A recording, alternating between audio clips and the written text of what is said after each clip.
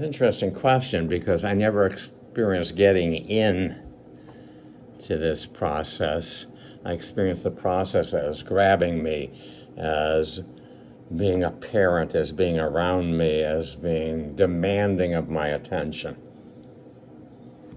And so this energy grabs you, demands your attention. When was that? About 30 years ago. And I was about 50 then. And I'd been a psychologist, and somehow I was ready. That's all I can say. And when you say demanded and grabbed your attention, how was that? How do you mean? Well, my body started responding to the light in others, in trees, and in the earth, and it was like, oh, that's what's real. Oh, guess that's what I gotta focus on now.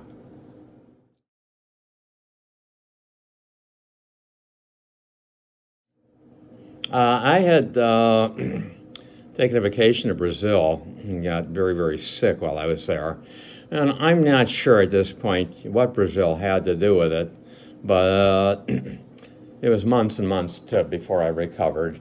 And it was during that period that the whole process seemed to gestate.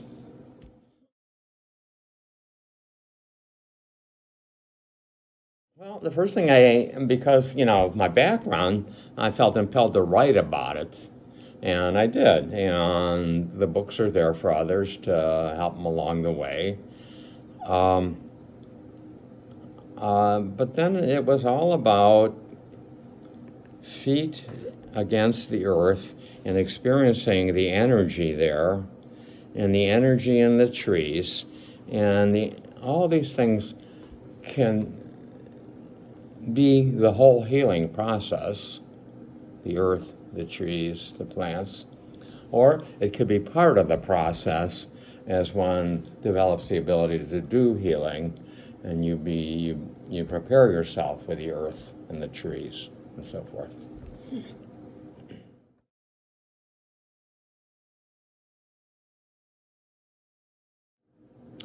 I read a book that stayed with me all this time by Swami Prabhavananda.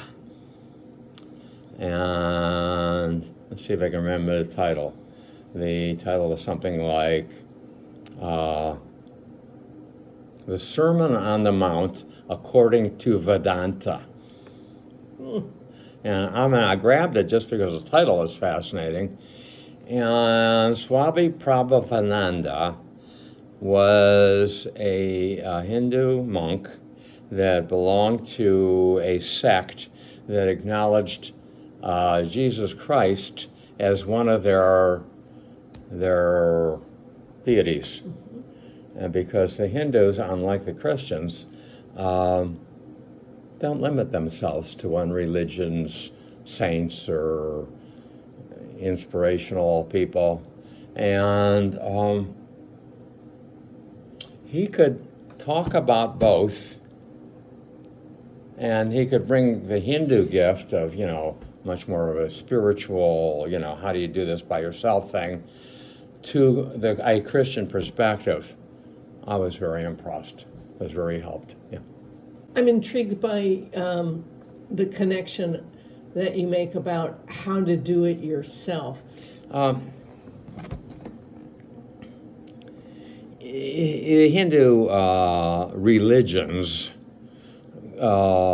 present the practitioner with all kinds of tools and thoughts that are helpful in doing things like healing or meditating. And the Christian religion brings a completely different form of inspiration. Does that say anything to you?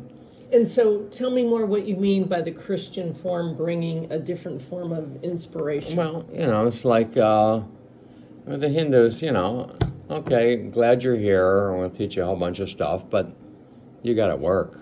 This is it. And with the Christians, it's more like, man, is this so inspiring? It's so wonderful.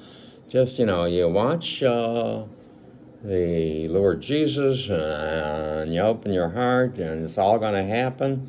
And it's not like one or the other is right or wrong. It's just that it's more.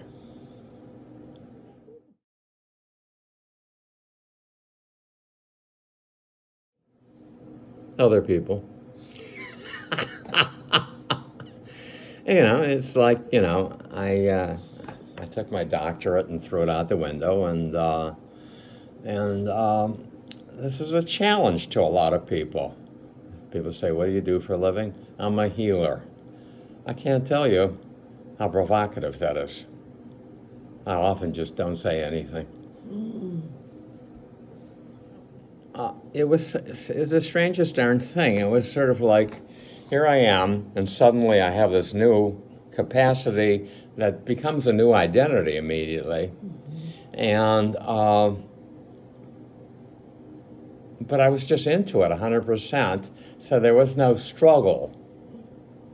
The tasks were there, the information was there. You got to do the hard work to do it, but it's there. There's no secrets here. I love the piece about doing the hard work. Yeah. That it wasn't the challenge that gave you the insight, it was the ongoing hard work. No, it's hard work, and if you're not a worker, there's no point in any of this. Beautiful.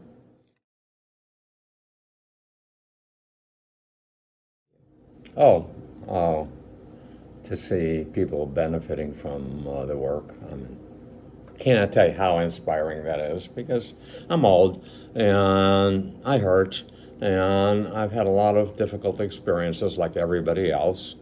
And when I can use a little energy to reduce that pain in others, to make them feel healthy again, that's remarkable.